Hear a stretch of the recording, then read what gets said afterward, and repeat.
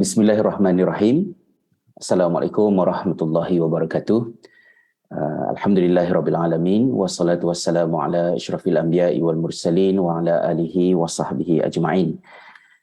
Alhamdulillah, terima kasih saya ucapkan kepada Dr. Siti Farhah yang mempengerusikan program kita dan juga penghulu kepada program ini juga, program yang kita nak bincangkan ini. Dan sudah tentu yang kita raih-raihkan juga Profesor Madya, Dr. Zaidah yang bersama-sama, rakan-rakan daripada Uni Razak, daripada Yayasan Pendidikan Khalifah dan sekalian hadirin yang dapat bersama-sama di dalam program kita, sama ada yang berada di dalam Zoom ini ataupun mungkin ada yang mengikuti secara live daripada siaran Facebook di Yayasan Pendidikan Khalifah, kalau tak silap saya lah. Alhamdulillah, pertamanya saya ucapkan terima kasih atas jemputan untuk bersama-sama dalam program ini, dan mohon maaf juga kerana berlaku sedikit pertukaran masa kerana tiba-tiba bertindan dua tiga program sebenarnya pada hari yang sama di hujung minggu ni. Tapi kita cubalah manfaatkan sedikit masa yang ada ni untuk kita menambah maklumat selain daripada meninjau dari segi technicality tentang perincian program diploma pendidikan pasca siswazah yang insya-Allah akan diterangkan oleh pihak daripada Uni Razak sendiri.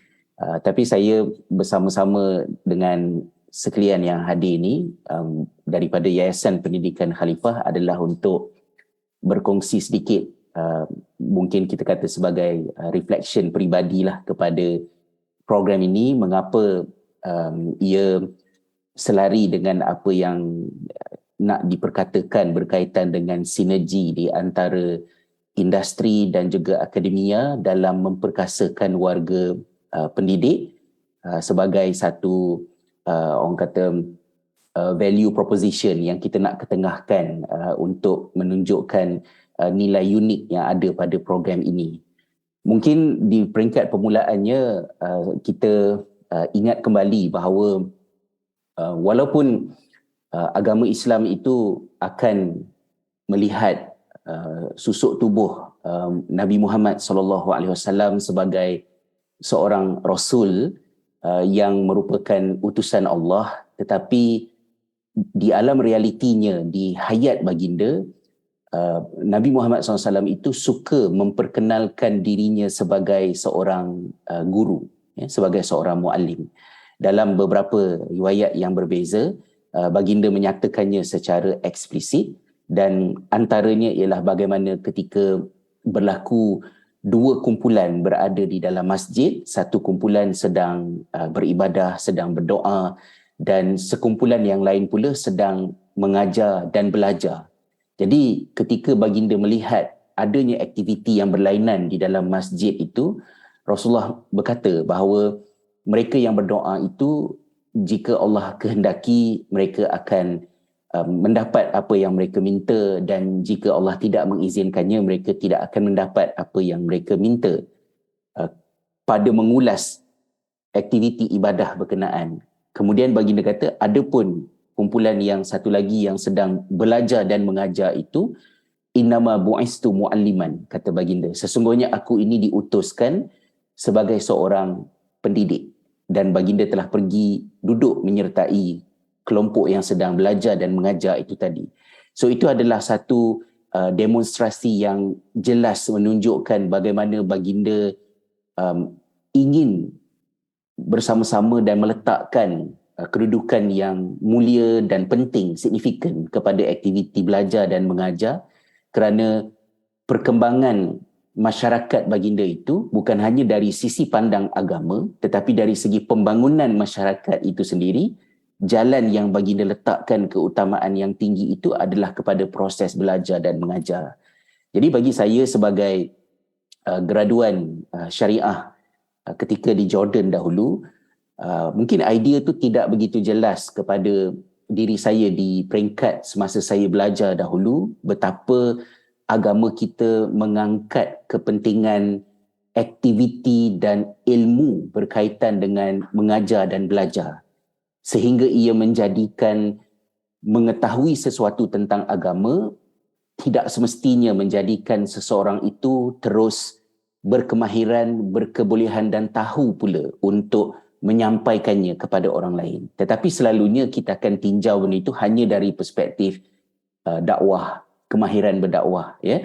Tetapi bila kita mengenali ilmu-ilmu pendidikan dan kita nampak bahawa kekuatan yang besar berada di belakang kejayaan generasi awal Islam itu adalah pada menghalusi dan beriltizam dengan cara mengajar dan mengatur cara belajar yang begitu luar biasa. Ya, saya sebutkan luar biasa kerana kita hanya dapat elicit strategi-strategi berkenaan dan menamakan perkara-perkara tersebut bila mana sains moden pada hari ini mengkajinya dan meletakkan istilah-istilah tertentu. Tetapi bila kita tinjau kepada apa yang dilakukan oleh Rasulullah SAW, para sahabat generasi Islam yang awal, banyak perkara yang mereka lakukan. Saya tak bolehlah nak kata semua perkara yang mereka lakukan kerana kita pun masih membaca, belajar, mengkaji lagi. Tapi banyak perkara yang dilakukan oleh mereka itu begitu selari dengan apa yang kemudiannya dibuktikan sebagai cara mengajar dan cara belajar yang efektif oleh sains moden pada hari ini. Jadi kalau saya kenang kembali pada tahun 2014, 2015 ketika saya diamanahkan oleh Yayasan Pendidikan Khalifah untuk melakukan rombakan kepada reka bentuk konsep desain sekolah khalifah, khususnya sekolah menengah yang baru beroperasi setahun dua pada masa tersebut. Kepercayaan yang diberikan oleh Board of Directors kepada saya untuk mengepalai proses membuat perubahan itu merupakan satu bebanan yang begitu besar kepada diri saya kerana saya tahu bahawa saya ingin membuat sesuatu terhadap sekolah ini, tapi saya tidak mempunyai ilmu yang cukup untuknya. Apatah lagi untuk memperkasa guru-guru yang akan menjadi penjaya utama kepada apa-apa sahaja perubahan yang nak dilakukan ketika itu, kan.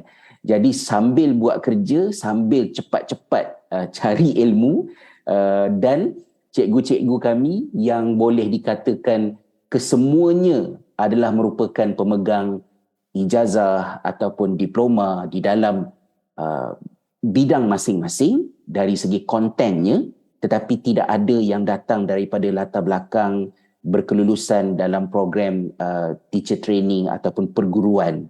Jadi ada kelompongan dekat situ. Jadi di peringkat awal, itulah permulaannya ketika saya meninjau kembali benda yang saya pernah belajar pada suatu ketika dahulu sebagai pelajar syariah, tapi kita lihat dia daripada sudut ilmu pendidikan, dan kita nampak begitu banyak benda praktikal yang sesuai untuk kita ketengahkan dalam proses nak improve kat sekolah kita ni tadi. Contohnya, antara perkara menarik yang saya jumpa di peringkat awal ialah bagaimana Ibnu Abbas radhiyallahu anhuma memberikan nasihat berkaitan dengan strategi untuk cikgu mengajar apabila Ibnu Abbas menyatakan bahawa sebelum memulakan pembelajaran yang seterusnya, hendaklah mereka yang belajar itu diberikan ruang masa untuk mereka beraktiviti bebas. Maknanya, bila ada dua subjek, kalau dalam bahasa kita pada hari ini, in between dua subjek itu, berikanlah sedikit masa senggang untuk pelajar-pelajar ni ada aktiviti bebas. Jadi, saya begitu tertarik dengan benda itu kerana semasa nak membuat perubahan kepada sekolah kami, saya mula meninjau cara-cara yang berbeza dilakukan di seluruh dunia tentang sekolah, pendidikan, belajar, mengajar.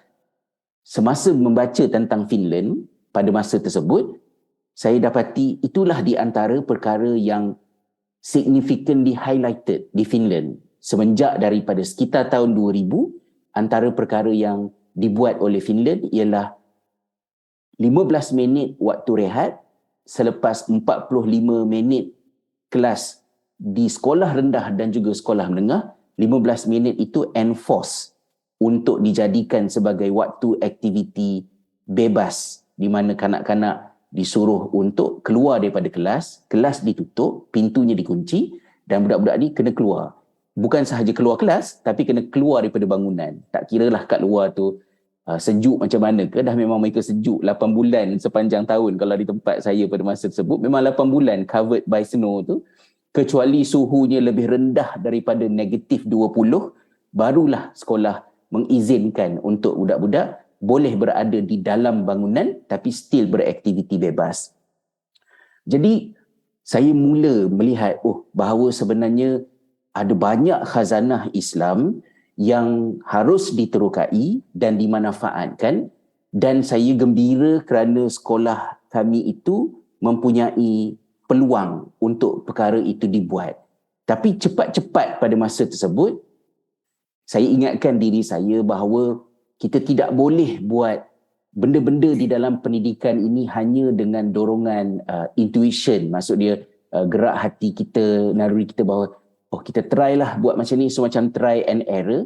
Kerana kita tahu bagaimana seorang doktor untuk boleh menjadi seorang doktor yang selamat ketika memberikan perkhidmatan, mengerjakan pesakitnya, dia perlu 6 tahun belajar, kemudian menerima latihan, training, ada lesen, ada pelbagai mekanisme untuk memastikan profesionalisme dan kemahiran yang ada pada seorang doktor itu updated dan buat kerja tu berasaskan kepada knowledge. Jadi saya selalu fikir macam, saya suka mengambil contoh macam isteri saya lah, bila bekerja di wad kecemasan, nama kecemasan tu, maksudnya kecemasan tu yang cemasnya ialah pesakit lah, macam-macam kemalangan, sakit kan. Tapi doktor, jururawat, mereka yang berada di situ, mereka umumnya tidak cemas kerana mereka ada ilmu untuk conquer keadaan yang mencemaskan tersebut. So itulah gambarannya, pelbagai perkara boleh berlaku di dalam pendidikan, tetapi kita mengawal, mengatur dan memberikan yang terbaik dengan ilmu-ilmu ini tadi. So itulah permulaan kepada melihat bagaimana begitu signifikan untuk sesiapa yang berniat luhur untuk menjadi warga pendidik, untuk mengajar, khususnya merujuk kepada sekolah-sekolah swasta seperti sekolah kami yang ada banyak limitasi, terutamanya berkaitan dengan keuangan. Tidak cukup sekadar niat yang baik, tapi kita mesti perkasakan guru-guru dengan ilmu yang mereka perlukan. Di situlah akhirnya saya mengambil keputusan untuk menyambung pelajaran ke Finland. Maka pada tahun 2015 pergi sebulan ke Finland. Lepas sebulan tak cukup pula rupanya sebulan kan, macam cepatnya habis sebulan kan, balik ke Malaysia. And then pada tahun berikutnya 2016 itu saya sekeluarga telah berhijrah ke sana. Jadi Finland merupakan tempat di mana sambil saya belajar, ia merupakan satu model yang menarik untuk dijadikan contoh kepada topik perbincangan kita. InsyaAllah saya tak panjang sangatlah cakap iaitu tentang sinergi di antara akademia dengan masyarakat untuk memperkasakan guru ini dengan industri. Kerana kita tahu bahawa pendidikan adalah berorientasikan praktikal. Mungkin harapnya tak keterlaluan sangatlah untuk kita kata apa-apa yang tak boleh dibuat di sekolah tidak ada nilai untuk pendidikan. Mungkin ada nilai untuk penyelidikan, tetapi bagi apa yang berada di sekolah itu ialah what doesn't work at school, tak ada apa-apa. Dan ini menjadi perdebatan besar dalam program yang saya ikuti di University of Oulu pada ketika itu, dalam program Learning, Education and Technology. Kerana pada tahun 2016 itu kami mula meneroka banyak perbincangan yang berorientasikan data yang dikutip berpandukan kepada teknologi yang available pada masa tersebut untuk mengukur benda-benda yang at least lah untuk saya, asalnya saya tak terfikir begitu sekali ukuran itu dibuat. Contohnya kami belajar subjek self-regulated learning. So kita menggunakan data-data yang dikumpul daripada contohnya eye tracking, gerak mata, mengukur suhu kulit, dan macam-macam lagi. Asas dia dalam bahasa layman yang mudahnya ialah sebab kita nak tahu ketika seseorang itu belajar, apa sebenarnya yang sedang berlaku di dalam diri individu berkenaan. Very exciting, dan kami ada makmal yang cukup kelengkapan untuk melakukan proses kompleks mengumpul data-data tersebut, dah macam dekat hospital, ya, fakulti pendidikan di University of Oulu tersebut.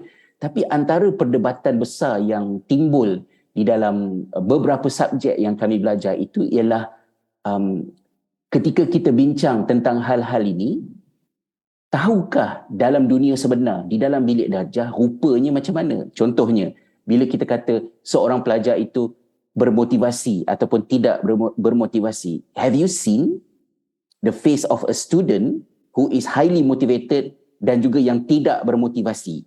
Jadi jangan kita macam syok sendiri je berbincang tentang data-data ni kita nak measure, tapi kita terlupa kepada dalam bilik darjah inilah rupanya pelajar yang bermotivasi dan tidak bermotivasi. When we talk about number, when we talk about figures, we are talking about human behind these numbers. Do not forget that. Itu antara benda yang didebatkan dalam kelas tu. Dan kita nampak bagaimana pensyarah-pensyarah yang merupakan bekas guru mempunyai empati yang jauh lebih tinggi pada menafsirkan data-data itu bahawa ia mewakili cerita manusiawi tentang manusia sebenar berbanding dengan yang sepenuhnya researchers yang agak kurang dapat menghubungkan data-data itu dengan realiti, apatah lagi pengalaman di dalam bilik darjah dan sekolah. Tidak cukup setakat itu, sedikit lagi masa saya nak ambil. Saya juga dapat melihat bagaimana Finland telah mengstrukturkan sinergi di antara pelbagai pihak untuk menjadikan pembelajaran di Finland itu lebih meaningful. Contohnya, dalam kebanyakan subjek yang saya ambil pada masa tersebut, katakanlah satu semester itu lebih kurang dalam 4 bulan, lebih kurang dalam 3 minggu ataupun maksimum sebulan pertama sahajalah pembelajaran itu memberikan fokus kepada literature yang menjadi asas kepada subjek berkenaan. Contohnya, bila kita belajar tentang creative collaboration. Jadi dalam tempoh 3 minggu yang awal itu, kita belajarlah kajian-kajian, artikel jurnal yang membincangkan tentang konsep, teori, benda-benda yang dikaji terkini di dalam creative collaboration ini tadi. Lepas sahaja 3 minggu, seperti biasa, macam subjek-subjek lain juga, pensyarah kata kita ada 6 study case untuk subjek ini. Dari manakah datang study case ini? Study case ini bukan simulasi. Study case ini adalah kes sebenar yang submitted by many different group of people ataupun entities untuk meminta pihak universiti menghasilkan penyelesaian. Contohnya, ada sekolah yang dapat smart screen, macam smart TV tu, 20 buah. Mereka nak gunakan smart TV itu untuk enhance pembelajaran di sekolah mereka. Tapi cikgu tak sempat, tak ada masa nak fikir macam mana nak gunakan benda ni. Hantar masalah tu ke universiti. Kami nak gunakan 20 smart TV, apa cara terbaik yang kami boleh guna ni untuk memanfaatkannya. Kemudian sebuah sekolah lagi berhubung dengan universiti, mengatakan bahawa mereka membuat sedikit survey mudah di sekolah dan mereka dapati kadar penggunaan perpustakaan sekolah berada di tahap yang tidak memuaskan. Dan mereka tak boleh nak buat perubahan yang besar sangat kerana struktur ataupun lokasi perpustakaan itu berada di hujung bangunan kerana itu adalah merupakan bangunan lama. Macam mana nak selesaikan benda ni? Tak pasti. Hantar masalah ke universiti. Ada lagi pula satu syarikat ingin sebuah syarikat itu banyak bergantung kepada volunteers untuk menjayakan aktiviti yang mereka lakukan, tetapi engagement volunteers dalam aktiviti yang mereka anjurkan itu tidak begitu baik. Sebab volunteer kata nak join pledge untuk bersama, tiba-tiba bila hari dah dekat dengan program tu, tak sempatlah saya ada aktiviti semua, jadi tak konsisten. Macam mana nak meningkatkan komitmen sukarelawan dalam program sedemikian rupa? Tak sure. Ini bukan di sekolah, ini dalam industri, hantar masalah ke universiti. Dan macam-macam lagi lah. Ya. Jadi akhirnya, kami di universiti sebagai pelajar menerima case study submitted by the society, sama ada dalam industri, daripada sekolah, dan kami kena gunakan teori-teori yang kami belajar tadi tu untuk develop solution kepada masalah-masalah yang sebenar ini tadi, dan proses menyediakan, investigate, mendapatkan maklumat, memahami apakah masalah yang klien hadapi, macam mana nak develop solution, macam mana nak gunakan teori-teori yang ada dalam, katalah macam creative collaboration yang kita sebutkan tadi. Di hujung semester, pelajar-pelajar ni, kami ni akan bentangkan dan kami kena jelaskan apakah cara yang kami gunakan untuk menghasilkan solution ni tadi, dan keputusan akhir, nilai pembelajaran tadi, assessment di hujungnya ada bergabung. Self-assessment, kami kena nilaikan sendiri, kemudian peer assessment, sesama kawan dalam pasukan, pensyarah punya assessment, dan juga assessment daripada klien sendiri terhadap solution yang kami sediakan tadi. Jadi ketika itulah saya fikir ini adalah merupakan satu pendekatan yang mungkin ada di tempat-tempat yang lain, tapi dalam pengalaman saya, this is very good. Kerana kita cepat melihat bagaimanakah satu teori yang kita berkenalan melalui jurnal, research yang kita jumpa dalam dunia akademik, segera digunakan untuk menatijahkan manfaat sebenar yang berguna, sama ada di sekolah ataupun dalam industri yang masih turut memerlukan ilmu-ilmu dalam pendidikan. Jadi di situlah saya melihat bagaimana sinergi di antara akademik, industri, pengamal, pendidikan ini jika berlaku dalam bentuk yang bijaksana, kita kata macam smart synergy partnership ni, it will be something yang very useful and beneficial. Tapi macam mana nak buat? Bila ada orang Malaysia datang menjenguk ke Finland sekali-sekala, saya sukalah cerita benda-benda macam ni. Kata, oh this is interesting. Tapi tak sure lah macam mana nak buat kan. Sampailah saya rasa bila tiba-tiba program ini muncul. Saya sebut program ini muncul kerana saya tidak sedar pun perbincangan berlaku di antara Uni Razak dengan Yayasan Pendidikan Khalifah. Bila dah siap program tu baru YPK memberitahu kepada saya, oh kita ada satu program dengan kerjasama Uni Razak ni, nak ajak Ustaz Azizah untuk join sama, mencelah di dalam benda tu. Jadi saya rasa sangat gembira dan saya melihat bahawa ini merupakan satu usaha signifikan sekurang-kurangnya kepada mata saya yang berada di tempat-tempat yang berbeza-beza sekarang ni, bahawa ini adalah satu langkah berani, kalau boleh saya istilahkan begitu, tak naklah over sangat, orang kata overclaim, tapi satu langkah berani yang diusahakan berasaskan kepada benda yang bukan try and error, tapi something yang proven, signifikan, bagus ya di banyak tempat lain, pada membuat kerjasama di antara dunia akademik di Uni Razak dengan kami di sekolah kecil Yayasan Pendidikan Khalifah ini yang berada di dalam industri. Bila kita sebut industri tu takut masyarakat jangan salah faham lah, terbayangkan kilang ke apa pula begitu kan. Tapi maksud industri ni ialah kita sebagai pengamal yang berada di situ.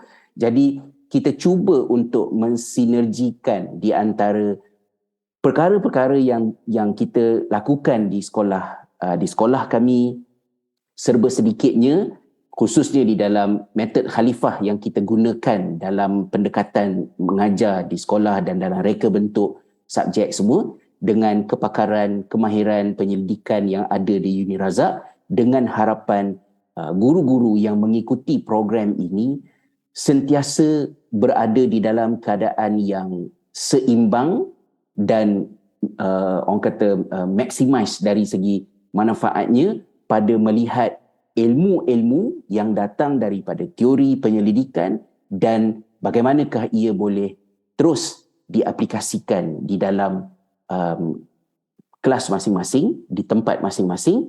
Maka program ini membina jambatan di antara dunia ilmu dengan dunia amalinya, yang saya fikir boleh dimanfaatkan dengan sepenuhnya, terutamanya jika guru-guru itu di sekolah swasta, kerana di sekolah swasta itu ada banyak ruang autonomi yang mereka miliki untuk melakukan pendekatan yang tersendiri, tetapi ruang autonomi itu mungkin tidak dapat dimaksimumkan manfaatnya andai kata kita tidak memperkasakan para guru dengan ilmu. Kita tak boleh expect cikgu untuk buat macam ni macam tu, tapi mereka tidak diperkasakan kan. So sebagai penutupnya, mengenang kembali kepada sedikit pengalaman pendek ketika saya berada di dalam Jawatankuasa Kajian Dasar Pendidikan Negara di bawah mantan Menteri Pendidikan Dr. Mazli Malik pada ketika dahulu.